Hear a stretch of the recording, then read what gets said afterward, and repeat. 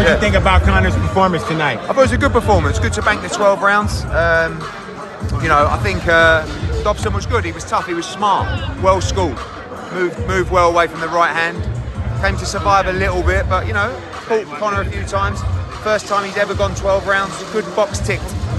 Do you think this is the type of fight that Conor needed at this stage in his career? Yeah, listen, you know, every time he fights, he's still got this situation dragging over his head, which hopefully will be cleared up in 2 weeks' time.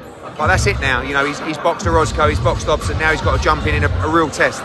He calls those names.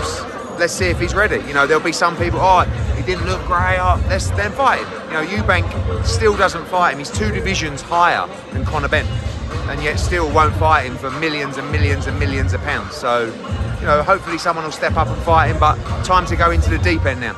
Do you think it would have been better if he knocked him out? Of course. What a silly question. Well, I mean, that's probably the worst question I've ever heard. Well, the reason why is because, you know, the conspiracy, right? They're going to say comparing with Chris Algieri, right? Yeah, but Chris Algieri is a light welterweight, moving up to 147 pounds. Dobson's a big 154 pounder that brought him down to 151 pounds. So, you know, I think that I like the 12 rounds, but as always, you want him to go and make a statement. I think it was good for his development tonight. Not quite a brutal statement, but you know, maybe it'll be easier to make the fights now. Were you surprised Dobson stood up? Yeah, I am. Yeah. But he, you know, his defence was very solid, and he was calm as well in the pocket. So Conor didn't actually nail him that clean that many times. It was always, you know, the shoulder roll was good. The shoulder was good with the right hand.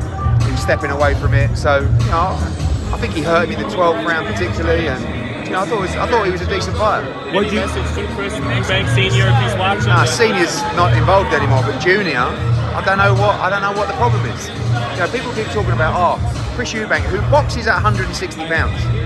He shouldn't be made to make 160 pounds against Conor Benn. He's 160 pounder. Conor Benn is coming up 2 divisions to fight Chris Eubank. On that basis, surely that's easy work, easy money. So hopefully now Chris Eubank Jr. will accept the offer. Great Conor Benn's defense tonight. What did you think defensively about how he carried himself? Decent, you know, good feet. I would like to see him use the uppercut a little bit more because he was shooting high with the right hand. And Dobson was leaning down a lot, so I'd like to see him bring his shots up a little bit, box well on the inside. I said Dobson's well schooled. He's not going to win a world title, but he knows how to look after himself and defend. And you know, I thought, on reflection, he'll enjoy the 12 rounds. Devin, Haney, I guess there was a tweet that said, where did he says about that shit in the needle. Yeah, Devin can come and fight Conor in London at 147 pounds. You know. So how massive of a fight is that? Because I know in 2 weeks, like you said. Yeah, hopefully. I mean, yeah, once he's won that case, we're told he wins the appeal. If he does, it's all over. We're back to the UK. But if it's not all over, where does he fight next? I mean, still in America or in the Middle East, but that's not the plan, you know. I mean, really, when you won the first case so convincingly like he did, we expect it to be a formality in a couple of weeks' time.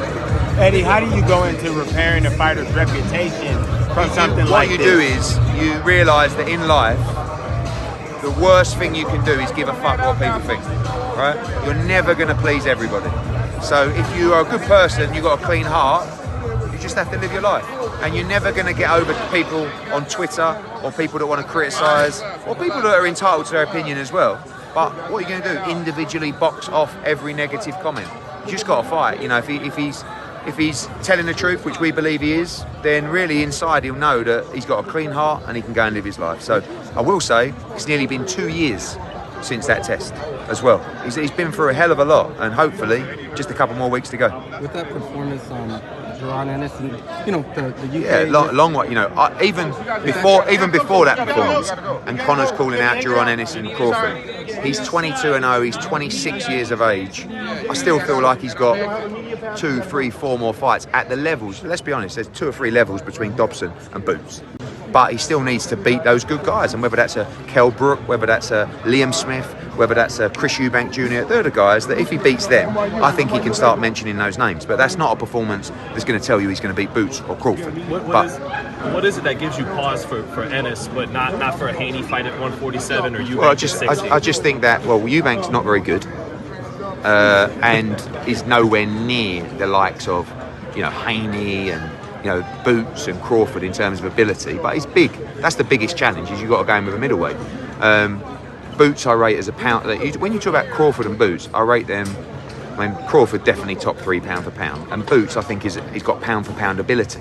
So it's not like, you know, he's not ready for big fights at welterweight. They're just two specific individuals that I think have probably beat everybody. Do you know what I mean? So you've got to be really ready for those kind of fights. And, you know, although Conor Benn is a promising young fighter, he needs to bridge the gap between Dobson and those guys.